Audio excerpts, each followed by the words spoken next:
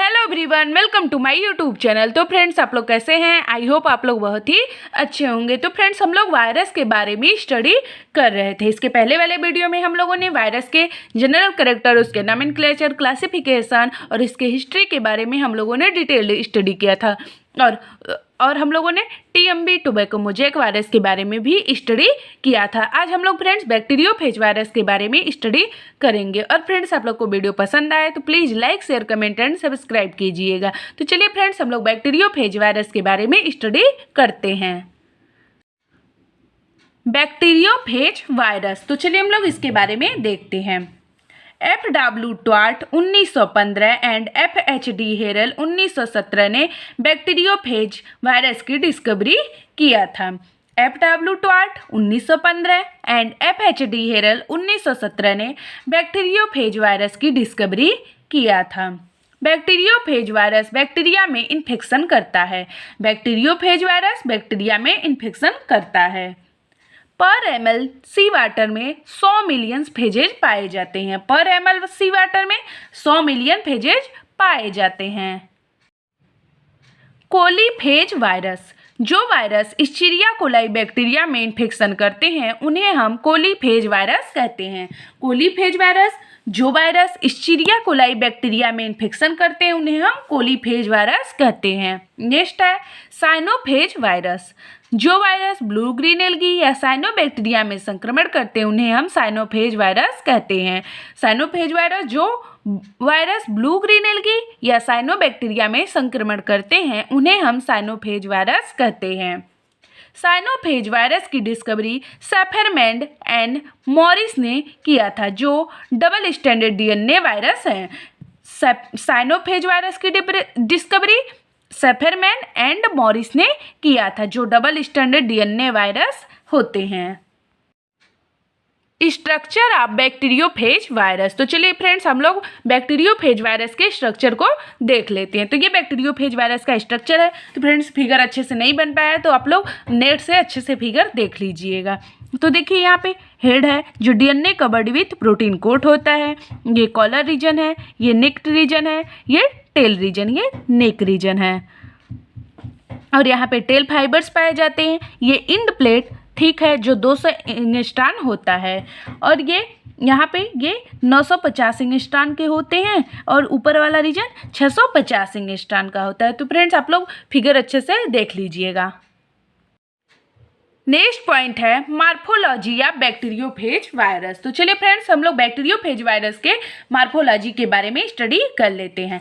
Bacteriophage having tadpole like structure, bacteriophage virus having tadpole like structure होता है क्योंकि इसमें हेड एंड टेल पाई जाती है। बैक्टीरियोफेज वायरस में इसमें हेड और टेल दोनों पाई जाती है। हेड के अंदर न्यूक्लिक एसिड मेनली डीएनए पाया जाता है। हेड के अंदर न्यूक्लिक एसिड मेनली डीएनए पाया जाता है। Head 950 angstrom length and 650 angstrom चौड़ाई रखता है। Head 950 angstrom length and 650 angstrom चौड़ाई रखता है। हेड एंड टेल को कॉलर जोड़ने का कार्य करते हैं। हेड एंड टेल को कॉलर जोड़ने का कार्य करते हैं। टेल की length equal to head 950 angstrom होती है। टेल की length equal to head 950 angstrom होती है। एंड टेल का डायामीटर 80 एंगस्ट्रॉन का होता है और टेल का डायामीटर 80 एंगस्ट्रॉन का होता है। And head hexagonal prism like structure होते हैं और head hexagonal prism like structure होता है। नेक्स्ट पॉइंट है tail kind hexagonal end plate से जुड़ा होता है एंड इंड प्लेट की थिकनेस 200 एंगस्ट्रॉन होती है। टेल का इंड हेक्सागोनल इंड प्लेट से जुड़ा होता है और इंड प्लेट का थिकनेस 200 एंगस्ट्रॉन होती है। इंड प्लेट से 6 टेल फाइबर्स या टेल पिंस एराइज होते हैं जिनकी लंबाई 1500 एंगस्ट्रॉन होती है। इंड प्लेट से 6 टेल फाइबर्स या टेल पिंस एराइज होते हैं जिनकी लंबाई 1500 एंगस्ट्रॉन होती है। Tail pins have 2 main function. Tail pins है 2 मेन फंक्शन। तो पहला है बैक्टीरिया के सरफेस पर फेज पार्टिकल का एब्जॉर्प्शन करना। बैक्टीरिया के सरफेस पर फेज पार्टिकल का एब्जॉर्प्शन करना। तो पहला फंक्शन है बैक्टीरिया के सरफेस पर फेज पार्टिकल का एब्जॉर्प्शन करना। दूसरा है बैक्टीरिया की सेल वॉल को लाइसिस करने के लिए एंजाइम का सेक्रेशन करना। बैक्टीरिया की सेल वॉल को लाइसिस करने के लिए एंजाइम का सेक्रेशन करना सेकंड फंक्शन है। नेक्स्ट पॉइंट है chemical composition of bacteriophage virus. तो चलिए फ्रेंड्स हम लोग बैक्टीरियोफेज वायरस के केमिकल कंपोजिशन के बारे में स्टडी कर लेते हैं। बैक्टीरियोफेज वायरस में 50 से 60% प्रोटीन कोट एंड 40 से 50% न्यूक्लिक एसिड प्रेजेंट होता है। बैक्टीरियोफेज वायरस में 50 से 60% प्रोटीन कोट एंड 40 से 50% न्यूक्लिक एसिड प्रेजेंट होते हैं। बैक्टीरियोफेज वायरस में स्मॉल लिपिड्स न्यूट्रल फैट्स बनते हैं। बैक्टीरियोफेज वायरस में स्मॉल लिपिड्स न्यूट्रल फैट्स बनते हैं। बैक्टीरियोफेज वायरस का हेड में 2000 प्रोटीन की सब unit and double standard DNA पाया जाता है। बैक्टीरियोफेज वायरस के हेड में 2000 प्रोटीन की सब units and double standard DNA पाए जाते हैं। बट कोलीफेज 5x174 में सिंगल स्टैंडर्ड डीएनए पाया जाता है, लेकिन कोलीफेज वायरस 5x174 में सिंगल स्टैंडर्ड डीएनए पाया जाता है। फेज वायरस का DNA and bacterial DNA both are different होते हैं। फेज वायरस का DNA and bacterial DNA both are different होते हैं, दोनों डिफरेंट होते हैं। फेज डीएनए का मॉलिक्यूलर वेट 2 करोड़ 50 लाख होता है। फेज डीएनए का मॉलिक्यूलर वेट 2 करोड़ 50 लाख होता है। फेज वायरस का डीएनए पार्टिकल होस्ट सेल में रिड्यूस्ड होता है। फेज वायरस का डीएनए पार्टिकल होस्ट सेल में रिड्यूस्ड होता है एंड 1 डीएनए पार्टिकल या मोर देन 1 डीएनए पार्टिकल का सिंथेसिस करता है। फेज वायरस का डीएनए पार्टिकल होस्ट सेल में रिड्यूस्ड होता है एंड 1 डीएनए पार्टिकल्स या मोर देन 1 डीएनए पार्टिकल का सिंथेसिस करता है, संश्लेषण करता है। Types of phases. तो चलिए फ्रेंड्स हम लोग टाइप्स ऑफ फेजेस के बारे में स्टडी कर लेते हैं। तो पहला है T phase, standing for T1 and T7। इस फेज में टेल प्रेजेंट होती है, तो टी फेज में टेल प्रेजेंट होती है। डबल स्टैंडर्ड डीएनए पाया जाता है, इसमें डबल स्टैंडर्ड डीएनए पाया जाता है। टी फेज को 3 सब ग्रुप में डिवाइड किया गया। टी फेज को 3 सब ग्रुप में डिवाइड किया। पहला है T even phage, T2, T4, T6 phage. Next है T odd phage, T1, T3 और T7। तीसरा है T5 फेज, इसमें T5 होता है। T even phase, T odd phase और T5 फेज में डिवाइड किया गया है। तो पहला है T even phage, T2, T4, T6 phages. यह phage genetically as well as serology से क्लोजली रिलेटेड है। यह phage genetically as well as serology से क्लोजली रिलेटेड है। Head angular and contractile tail होते हैं। हेड एंगुलर और कंट्रैक्टाइल टेल होता है। Multiplication is independent of bacterial DNA. Multiplication is independent of bacterial DNA होता है। टी इवन फेजेज वायरस के डीएनए में सिस्टोसिन के स्थान पर 5 हाइड्रोक्सी सिस्टोसिन पाई जाती है। तो टी इवन फेज वायरस के डीएनए में सिस्टोसिन के स्थान पर 5 हाइड्रोक्सी सिस्टोसिन पाई जाती है। नेक्स्ट है टी ऑड फेजेस, जिसमें T1, T3 और T7 होते हैं। यह genetic and serology features different रखते हैं। यह genetic and serology features different रखते हैं। Head angular and tail short non contractile होते हैं। Head angular and tail short non contractile होते हैं। डीएनए में साइटोसिन प्रेजेंट होते हैं। डीएनए में साइटोसिन प्रेजेंट होते हैं। नेक्स्ट है T5 phage, angular head and long non contractile tail होती है। Angular head and long non contractile tail present होती है तथा इसके डीएनए में भी साइटोसिन पाई जाती है। T5 फेज में angular head and long non contractile tail होती है तथा इसके डीएनए में भी साइटोसिन पाई जाती है। नेक्स्ट है वायरुलेंट एंड टेम्परेट फेजेज। तो अब हम लोग वायरुलेंट एंड टेम्परेट फेजेज के बारे में स्टडी करेंगे। बैक्टीरियोफेज की जो फेज बैक्टीरियल सेल के इंट्रैक्शन के दौरान बनती है उसे वायरुलेंट या लाइटिक फेज भी कहते हैं।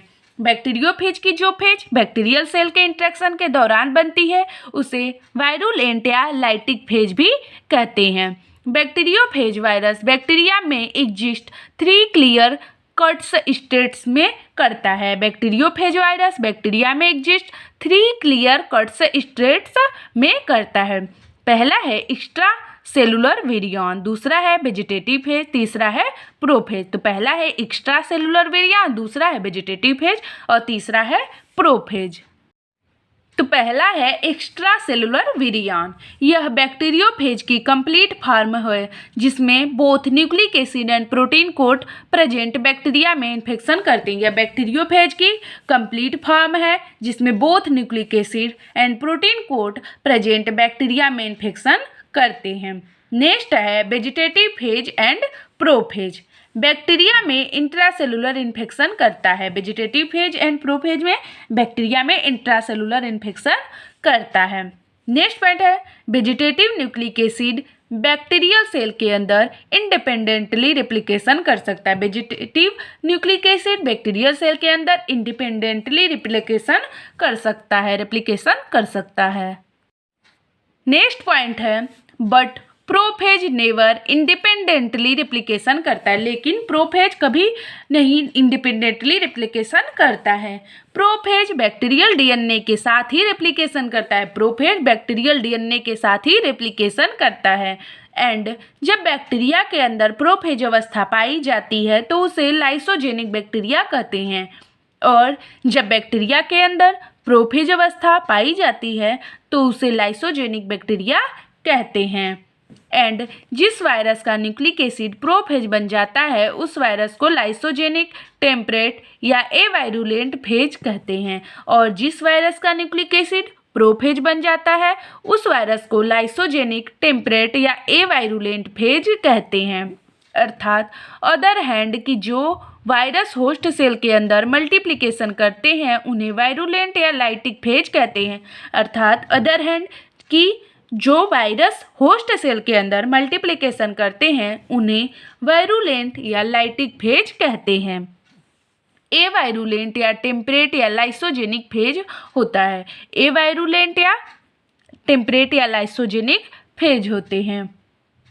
वायरुलेंट या lytic phage prophage multiply into host cell. Virulent या lytic phage prophage multiply into host cell होते हैं, और एवायरुलेंट या टेम्परेट या लाइसोजेनिक फेज में प्रोफेज बैक्टीरिया के द्वारा होता है। नेक्स्ट पॉइंट है रेप्लिकेशन इन बैक्टीरियोफेज वायरस। तो चलिए फ्रेंड्स हम लोग बैक्टीरियोफेज वायरस के रेप्लिकेशन के बारे में स्टडी कर लेते हैं। There are 4 steps involve in replication of bacteriophage virus. There are 4 steps involve in replication of bacteriophage virus. पहला है इन्फेक्शन, दूसरा है synthesis of phage component in the host cell. पहला इन्फेक्शन, दूसरा है synthesis of phage component in the host cell, तीसरा है assembly of new phage particle, चौथा है liberation of phage particle from the host cell. तो पहला इन्फेक्शन, दूसरा synthesis of host component in the host cell, तीसरा है assembly of new phage particle, चौथा है liberation of phage particle from host cell. तो फ्रेंड्स आज हम लोगों ने बैक्टीरियोफेज वायरस के बारे में डिटेल स्टडी किया। उसके जनरल कैरेक्टर्स, उसके स्ट्रक्चर, उसके केमिकल कंपोजिशन और उसके फेजेस के बारे में आज हम लोगों ने डिटेल स्टडी किया। और फ्रेंड्स आप लोगों को बीएससी एमएससी में बॉटनी या जूलॉजी से किसी भी टॉपिक पे नोट्स चाहिए तो प्लीज़ कमेंट करके ज़रूर बताइएगा, हम उसको आगे वाले वीडियो में लाने का प्रयास करेंगे। और फ्रेंड्स आप लोगों को वीडियो पसंद आया हो तो please like, share, comment and subscribe कीजिएगा। Thank you everyone.